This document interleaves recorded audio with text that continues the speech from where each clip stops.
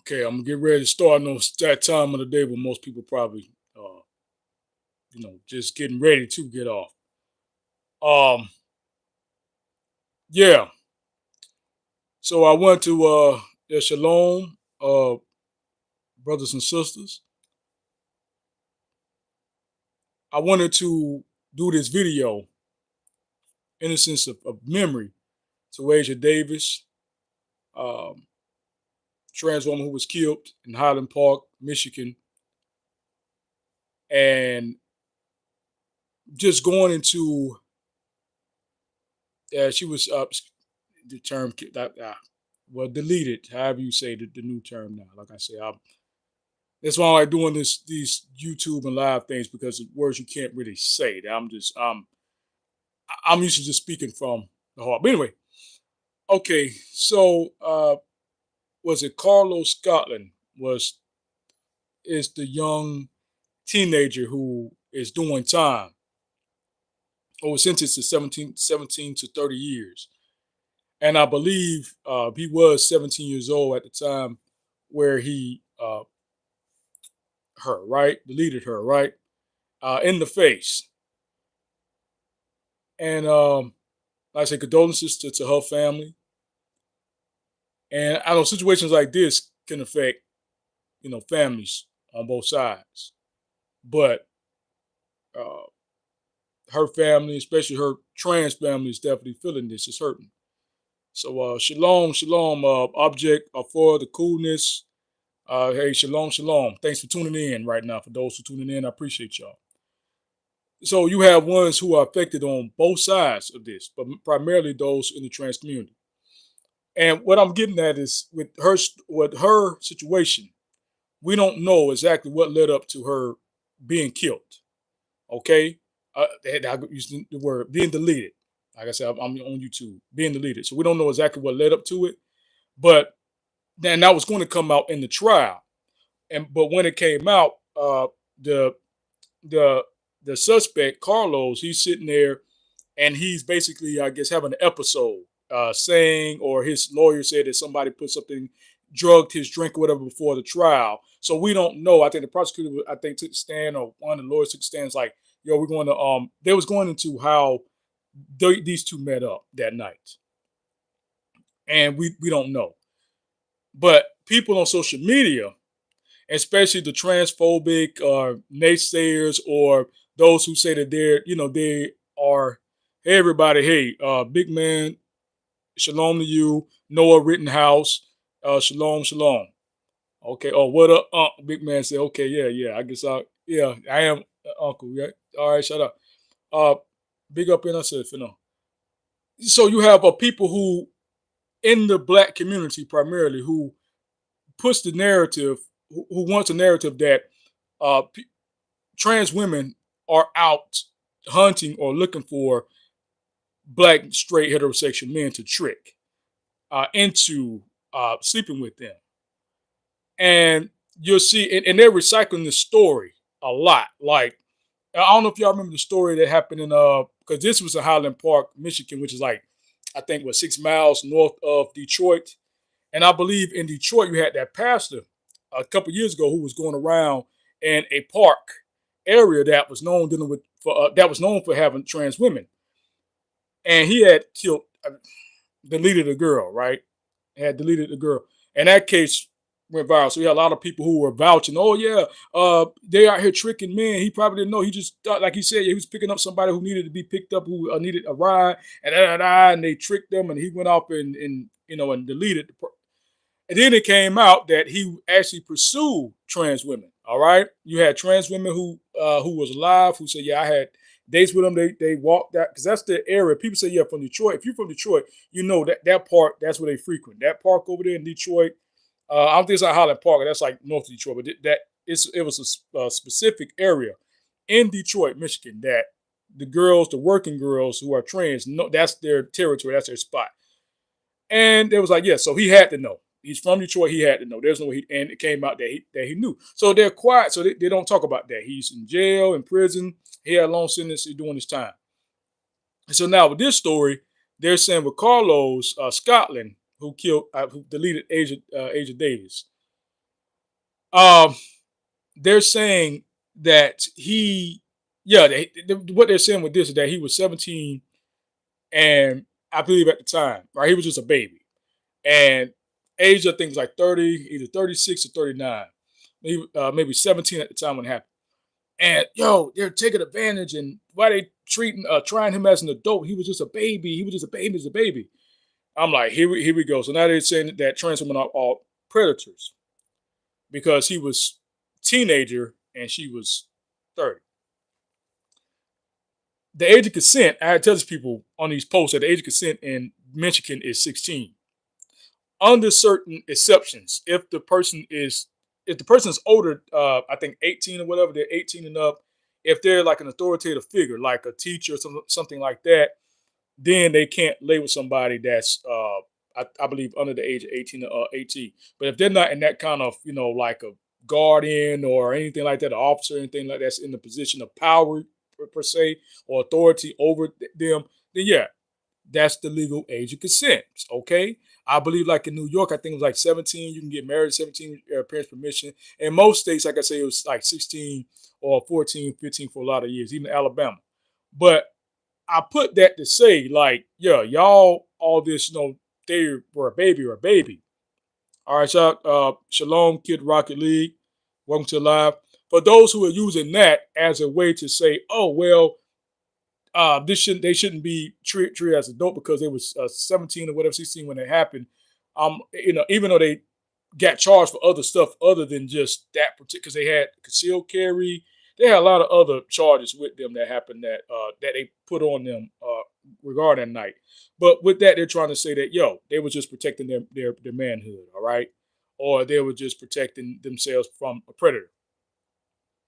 I'm like, the same people will allow a 17 or 16-year-old to go to war, learn how to kill someone, learn how to shoot someone, learn how to get blowed up and blow other people up and all this stuff from someone who's probably around that age. So you mean to tell me at 17 years young, you could sign your 17-year-old up to go into the military, all right, get recruited, learn how to use a firearm, learn how to use a bomb, probably see their friend get their head blown off right in front of them, have to come back with severe PTSD. But at 16 and 17, that having consensual, that's too traumatic to experience. Like, so they go from, I guess, having maybe a sexual encounter with someone, Scotland, to end up shooting them. Now he claimed, or the defense claimed, that he was defending himself against Asia Davis, right? She tried to stab him or something like that. But I'm pretty sure if there was some kind of evidence, and we do know with self-defense, it could kind of be blurry, depending on the situation, depending on the policies, depending on a lot of different key factors, that somehow the person who is a defender could end up on, fighting for their life in trial.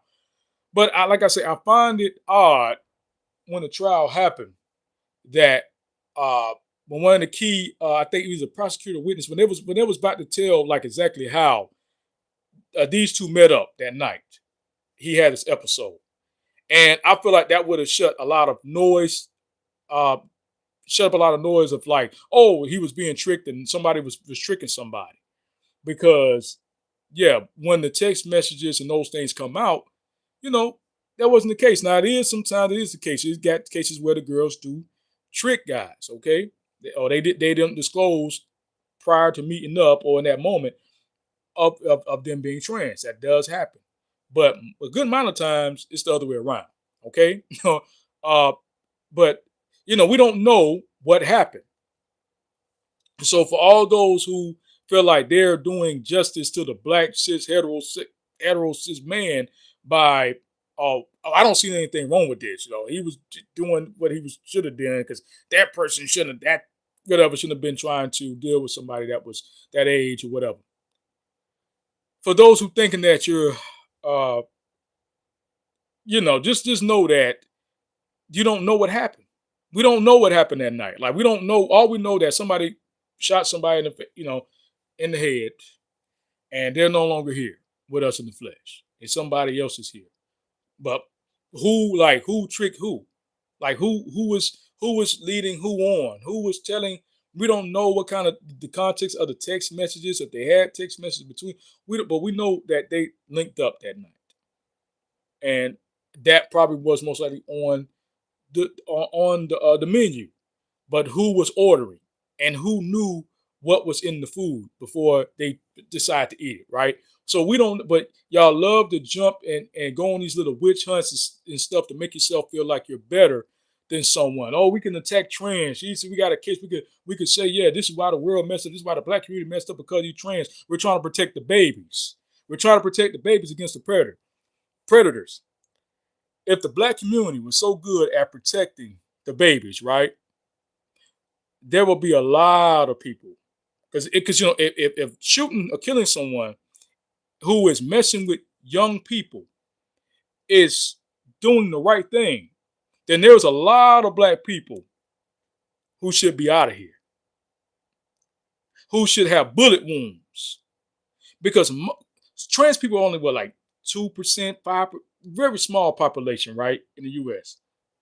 So that means most people who were being touched on was somebody who didn't identify as being trans.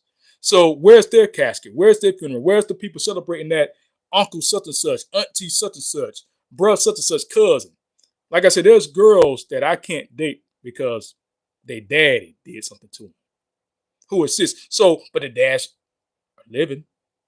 Well, one is locked up, but but nobody shot him. Oh, you touched da da da da. Nobody shot him. Nobody is shooting the uncles and the aunties so don't make it seem like, oh, it's not about being transphobic, because that's exactly what it is. How can the small population just go around here touching upon all all of the babies, all the young people? Like I say, most time, if it happened to someone who didn't identify with being trans, probably didn't identify being L, G, or the B. Okay? And a lot of y'all want to have a scapegoat because y'all are the ones touching. Y'all the ones doing that.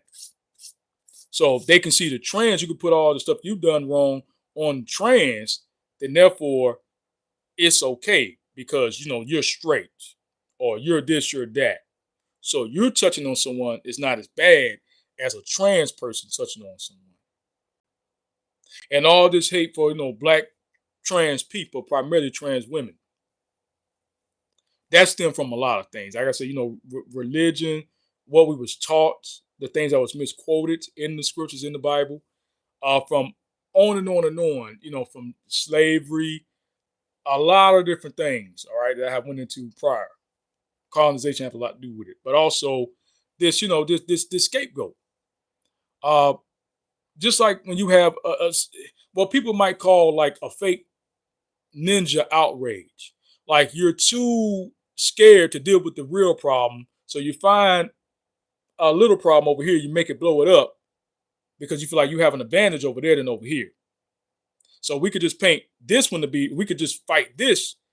We could say, yeah, we're outraged, we're mad, but really you're not. Because if you really was mad, like I said before, you would go to your uncles. They still invite to the cookout.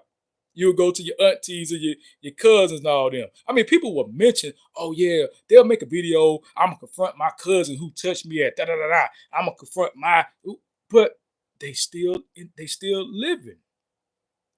They still living. They might go to jail, but they're still here. They'll do it to somebody else. R. Kelly is still alive. How many of these artists, I think P. Diddy is still alive? So if it's about protecting children,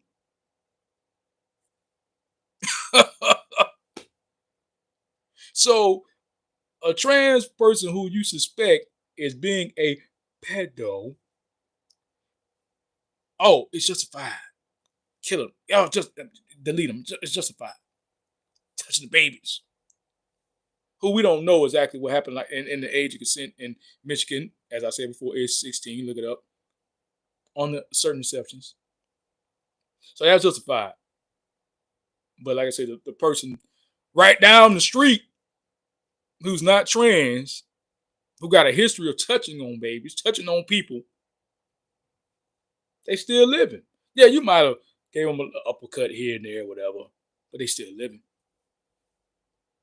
And then somebody were to do something to them, you'll be like, oh, rest in peace. That's so sad. You get what I'm saying? So, but yeah, that's just, it's just, it's a lot of cognitive dissonance. There's a lot of hypocrisy in the Black community.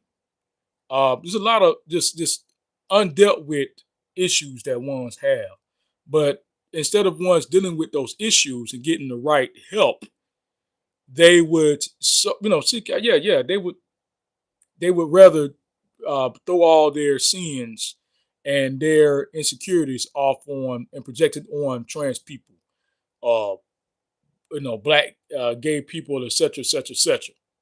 Okay, and yeah, that's what it comes down to, man. At the end of the day, trans people are here to stay, and there's no way to get this boogeyman. Just like I saw this report, and I'm moving on kind of from that. I kind of want to say what I had to say on that. But kind of dealing with that, we know that trans women, they are trans people. They taken out. I guess Trump called himself taking trans people out of the military, banning them from the military. And I told people too, it's not really going to happen like that fast that people think it's going to happen, because he did the same thing on his first term, and for that to really kind of like go into effect, he was like only had maybe one more year, because the judges had put a halt into it. So it's a case, somebody need a good case and they put a halt on it, a pause on it, whatever. And and that'll take some time to really do it the way that they, I guess, want to do it. But with that being said, you have a lot of people who amen that, who like that, who clap to that. Okay, but they just recently said they don't know the exact number of trans people that are in the military, and they really cannot really justify. They said something, they really cannot justify like exactly why. Like, they really don't have a real good reason why. This just came out, I believe, today. I saw they really can't give a good reason why, and they really can't give exactly a real good number of how many trans people are in the military. So like I said, they're doing this for a small percentage. They can't be in the military, small percentage. And just like I said recently too, they just said they're not recruiting from Black people, Black cis hetero men. Okay, so for ones who still don't want to make the connection, that say, yo, Black trans, Black straight, we have a common issue. All right, we have a common struggle in a sense, right? Oh no, that's them gays, that's them trans. See, we straight over here, so they this don't involve us.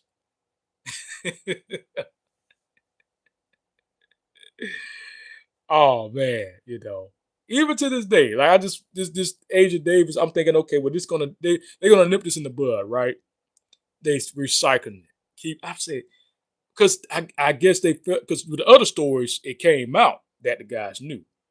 But this one, it's like, oh, they can still kind of, yeah. He, because they ain't gonna say she. Oh, he was tricking that boy, and now see, I told you, see, yeah, that's why, yeah. So now they got an alibi. They got a way to, how can I say, put it out there that somebody was being tricked. Okay. Yeah, so but most likely they probably know that, or they probably figured like, yeah, he probably did, because they started young. Now I remember when I told somebody, it was a transgender brother. We were talking about trans women, like first experience, and he told me his first time with a trans woman. I think he was like, or a trans person. I don't think it's a woman. I think it was like, around his age, but I think he was about maybe what 16, 17. And I said, yeah, so I got married. I was what 30, I believe, yeah. So I said, mine, yeah, I was I was fully grown. So I said, oh wow, I could just only imagine. But if you live in these, more liberal states, whatever, you're gonna have more access to some beautiful, trans women, and around it. So I'm like, yeah. So he probably was actually pursuing. But like I said, we don't know. We don't know. But what we do know is guys are pursuing trans women. You just had this couple who was one's Republican, It's a white couple though. Trans. They're trans, and he's a Republican. The boyfriend, he's a Republican, and the girl is trans. The girlfriend is trans. And so they mentioned the dynamic of that. And I said to him, like, what's the show called True Love or True Something Love? Y'all know what I'm talking about. They had like the couples who are seen to be, I guess people consider not normal or odd, and they tell their story. And I'm like, yeah, everybody says this happened more than what people think it does. The trans woman with her conservative boyfriend or husband, whatever, right? And or Republican. And opposites attract. But also the Republican Party is the party that is all about you're the alpha man and the strong man, right? And if you a man who loves a tradition, right? Loves tradition, loves the feminine woman and all that, that's what you're going to get when you get a trans woman. They're very into girly, feminine things. So you're hyper masculine. So here you got somebody who was born male, but they're very ultra hyper feminine. But yet they was born. That's going to intrigue you, even if it's not sexually. You're going to be intrigued by that nonetheless. Okay, like how, but you're so feminine. You're so attractive. You're so like everything about you, like 90% or 80, like it's feminine to the ways you haven't probably seen. You probably heard of maybe since the 1950s, and now you have it. Now you see it, and that's going to intrigue you. And that's going to get you. So most of the guys here that's going to be attracted to trans women are going to be very masculine guys, or guys who believe in the patriarchy, whatever. Okay, and if you got trans women who ain't into that, oh, men are bad, men are evil, and some of them might be into that feminism type stuff, but you get around them and they see that you're a real guy, and this is what conservative conservative households can bring the gentleman. It could bring the masculine. It helps to raise that kind of mindset of, hey, I open the door for you. I do this. I do that. Right. That if she's really into her femininity, she's gonna like that. She's gonna like a conservative, masculine, or Republicanish kind of guy that has that same values, but he sees that the woman in you, and he's putting all that on you. Because like I said, you got women these days. They want to do everything that the man is doing. Okay, they want to do what you get. You want to have this, then you got trans women who see, well, I'm a woman, that's why I can't do what you do. All right, you see what I'm saying? I'm fine with just being a woman.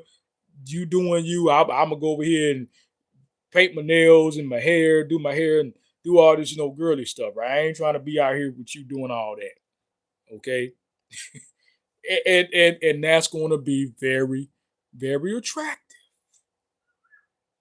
So yeah, but so yeah, you see that. So what I'm saying is that you got guys who you don't want to or don't suspect liking trans women that do like trans women. What's the site Cornhub? You can't say the P, on these live stuff. Cornhub had it in 2017 that like the people who had the biggest searches, who did the most searches for trans on corn, were from Bible Belt, red Republican states. Okay, and like I said before, because you have this thing of you're raised a certain way, and me myself, that's how I was raised. Like I told people, I'm from Florida. I'm Tallahassee, Florida. You're raised to think a certain way, and you have this idea about women. But over time, you don't really see those attributes. You see them in a few women here and there, but over time, you don't really see those attributes in the women that we raised up around. And you see those attributes and things in trans women. And not only that, like I say, trans women is just beautiful. Period. So you see a beautiful, attractive woman. So if you a man and you like women, then yeah, it's a no-brainer. Okay, like it's a no-brainer. Um, it just is. Okay, it's a no-brainer. And and you have some woman you with, and whether cis or trans, because you got trans women who have a lot of masculine energy, who'll be doing that, they'll dropping at them ballrooms and stuff. But when you have somebody that is very, very feminine, very ultra feminine, who wants to be the woman in every which way in a relationship, that is going to be a big turn on. That is going to be a big magnet that's going to pull you in. If you are a man who identifies as being heterosexual, that's going to draw you in real hard, real hard. Okay. And just, yeah, opposites attract too. So when people be, oh, they're out here tricking, man. I said, people are fearing that if trans women become uh, accepted, that somehow they're going to lose a place at the table. They're going to lose a seat. They're going to somehow not be memorized or recognized. And some of that is due to people feel like, oh, whatever we did to them, they're going to do to us. But then you got people who feel like, yeah, it's the fear of the unknown. Okay, it's the fear of the unknown. Like I actually might become one. I actually might like one. I actually, you know,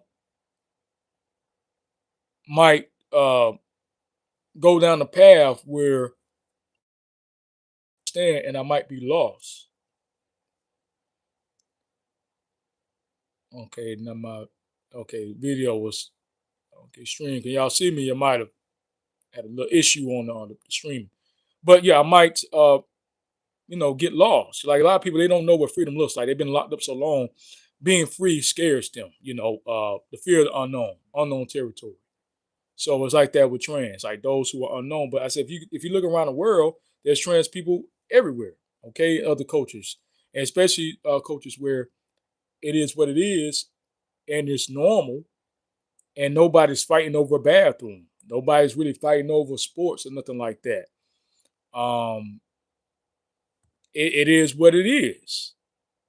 So you're fearing something that doesn't need to be, that doesn't deserve any type of fear or risk of danger, because all fear is just an illusion anyway. Like I say, what they say, false evidence appearing as real.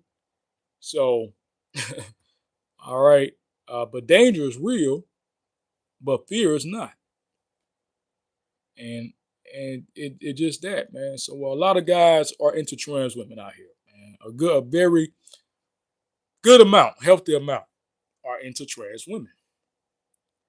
And it's not the end of black heterosexual masculine. It's not the all men going to be gay, going to be, like I said, because, and they know, as I had somebody in one of my videos tell me, I guess respectfully, disrespectfully, hey man, go get you a real woman, because they could tell, like, yeah, I'm not. I guess they could tell by hearing me talk, and I guess me talking, that I'm not into dudes. I even had a trans man tell me that, like, yo, ain't nothing gay about you at all. I'm like, thank you. You know what I'm saying? So you can call me whatever, whatever. But I had people say, yo, we don't see nothing funny about you at all. I had some try me like I was funny, whatever. But I had ones who tell me, say, yo, we don't see nothing, funny or not funny, you know what I'm saying, or gay or whatever about you, whatever, right? Yeah, so if you do, whatever. If you don't, whatever, okay?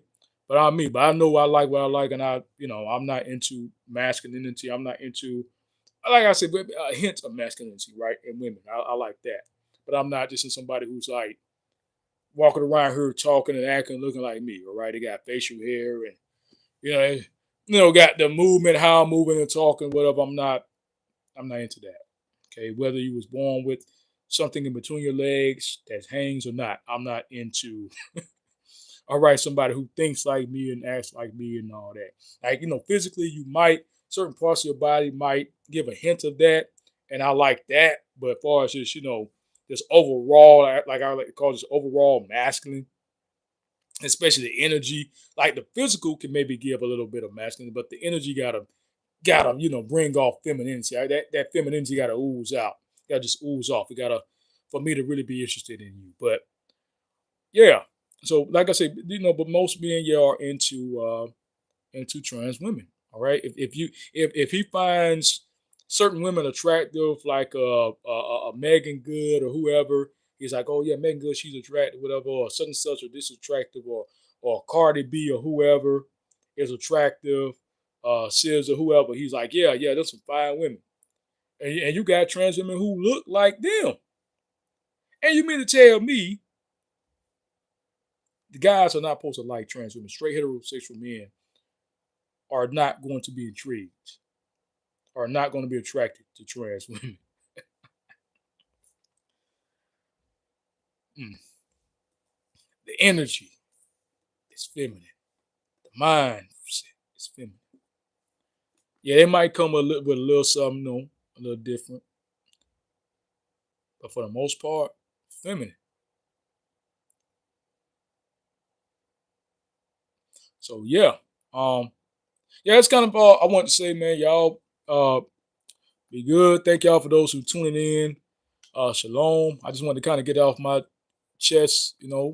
Also, just say, rest in peace to Sister Asia Davis. Yeah, and like I say, it's just we still have some hurdles to overcome. We haven't got to that point yet, sadly, that people just can't, what they say, live and let live. Where they can't just live in fear, and be full of hate and rage and just like the military, why they kick trans people out, why they say they don't understand why they did it. I myself and others said why the reason why they banning trans women, trans people, excuse me, out the military is because of fear of the unknown. People fear what they can't understand. They hate what they can't conquer. And they hate that change. They fear the change. And then it was like, man, we were scared of that. It really wasn't nothing to be afraid of, really be afraid of at all. But the fear seems so real. Like, oh man, we have trans people in the military. Oh, we're gonna lose our military. Oh, we're gonna have this happen. And then they kick trans people out of the military. All this kind of stuff. Black people, all that. Planes crash. Then what else happened just recently? Yeah, Trump had this little meeting with Zelensky, with the president of Ukraine, whatever, Zelensky. Y'all seen that thing, that little debacle fiasco that went viral, right? Over office. And then they said, well, yesterday they had 3 planes over, was it Mar-a-Lago down there in West Palm Beach? So you get your people out the military, you get people who control over the military, who control over like the weapons and the missiles and stuff and everything. You get them out. You get trans people out. You don't want to recruit black people. Uh, but because of the fear of letting trans people be, black and trans people be in these spaces, it's going to somehow make things worse. Well, look where we at now. Nobody really wants to fly like that. A lot of people are reconsidering flying. All right, 3 planes flying over the Mar-a-Lago. You know what I mean? So people don't really want to join the military like that anyway.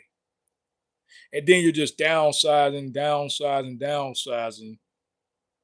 So unless you're just going to replace the whole military AI, doesn't make any sense. Okay, it's idiotic. All right, to do that.